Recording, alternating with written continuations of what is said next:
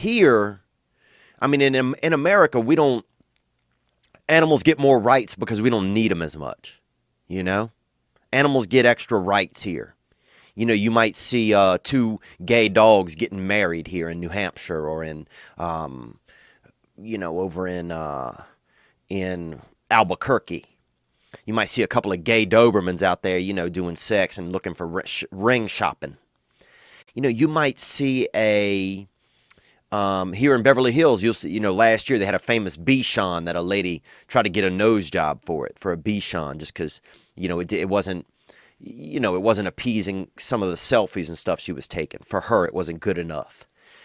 And you'll see, you'll see someone out here with you'll see like sometimes like a tender man, with a veal, but like a baby goat that he rescued or something, and now he's walking it over there on Santa Monica Boulevard or in West Hollywood. But that's just because you don't have necessity for the animals here. You get up into Montana, you get up into Mississippi, they got people, they see a deer, they're going to gun it down. But they're going to eat it. They're not just, they're not just drive-by shooting animals. They use them. The animals are of necessity. And when you get out there to Africa, you get out there to the big black continent, that big mysterious, that Mother Earth. And that thing is just the damn womb of the world. If you haven't been to Africa and looked into an African man's eyes, that's where they got the idea for Lion King. If you haven't, look, I think I've been to Africa maybe 6, 7 times, and you look into a Kenyan man's eyes, you can see the beginning of humanity. And I know that might sound wild to you, but their eyes just go so much deeper than a lot of the eyes here in America. Because we got new eyes here. This country's only been around for so long. But you get into the depth, into those, visual swimming pools, those wading waters that are sitting in an African man's skull. You can really, and I'm serious here, you can see back into almost the beginning of time. A lot of people out there are looking in space. Elon Musk out there hunting around in space, how to travel through time. Well, I'll say this: if you fire me good and hard and concise, and you organize me enough, and you shoot me right into a real black African man's eye sockets, I bet you I show up 1,000,000 years in the past, and I'll be back there just bareback riding a damn Velociraptor. I'll be back there. I'll be back there on one of them snackadactyls, And those are beautiful animals that only eat snacks. Imagine that, no meals. Lunch, dinner, breakfast, brunch, fuck all that. Snackadackle eats when it wants to. It doesn't live by these codes. A snackadactyl will eat when it wants to. Other people sitting down for dessert, a snackadactyl break out a bowl of fucking cereal at 4 a.m. because that's how they behave. But back to my original thought now. So in some places they kill animals, they need them, it's a necessity. And when you get to Africa, okay, when you get to that big A, where Indiana Jones went a couple times looking for treasure, when you get there, you see a couple caterpillars go by, that's like bison, okay? That is moving lunch right there in places where people are starving. And that's real stuff. So you get over there, that's a real deal. People are like, you hear that in the middle of the night, they're like, I think I hear something. And somebody look outside and it's just a caterpillar. But that don't mean anything. It means you get the spears out. Because that's lunch. That could be dinner. And I'll tell you this story. I was in Vietnam. I might have told this story before. I have a very short-term, long-term memory loss. And I was in Vietnam, and, you can go to the markets there, and they kill an animal right there for you in the market. You know what I'm saying?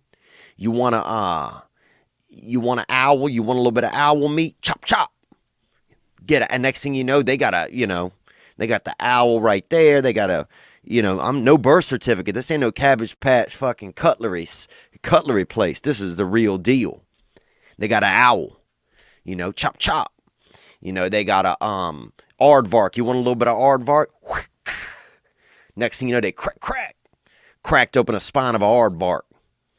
You know, and they got, you know, they pouring the marrow into a cup and they dipping you out. A couple of vark medallions, you know.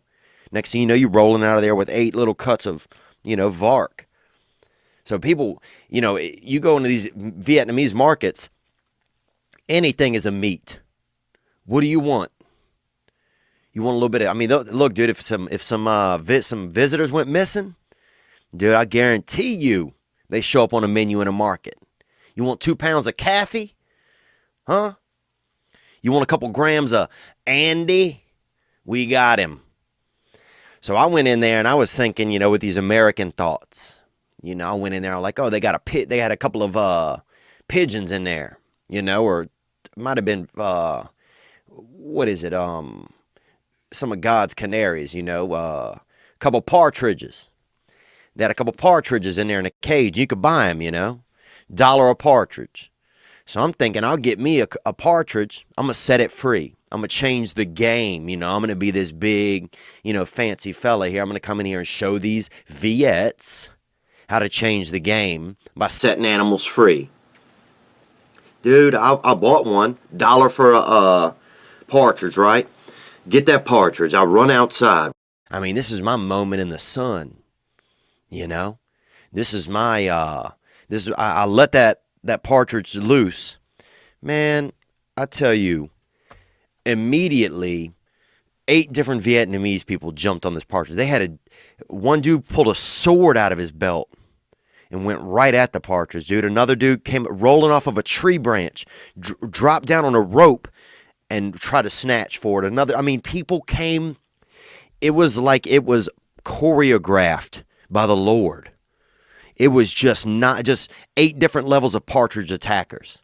And one guy got to it first, right? Grabbed it right out there in the wild, in the open, in a parking lot by a Vietnamese market, snapped its neck.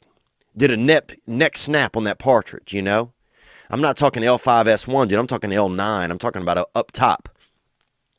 Snapped its neck and just put it right on his shoulder. Because the Vietnamese have small little shoulders, you know, barely could hold a book on them. Barely could really hold a small book or a notepad. You kind of probably comfortably set a notepad, but they got very, very small shoulders. And he walked off. And that's when I realized, wow. Yeah, animal rights, definitely. But these people aren't killing these partridges over here for fun.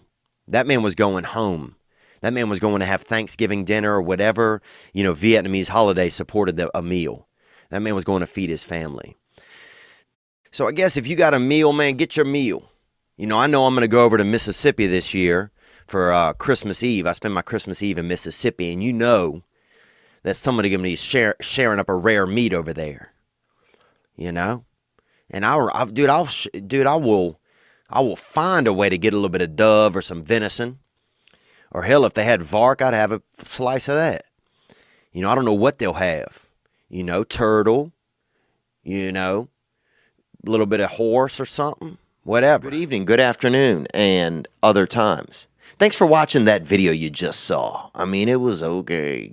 But the next video you could watch could be way better. What if you watch a video right now that changes your life? Well, you could. Watch this one. Or watch this one. Watch this one. Watch this one. Watch this one. Ah!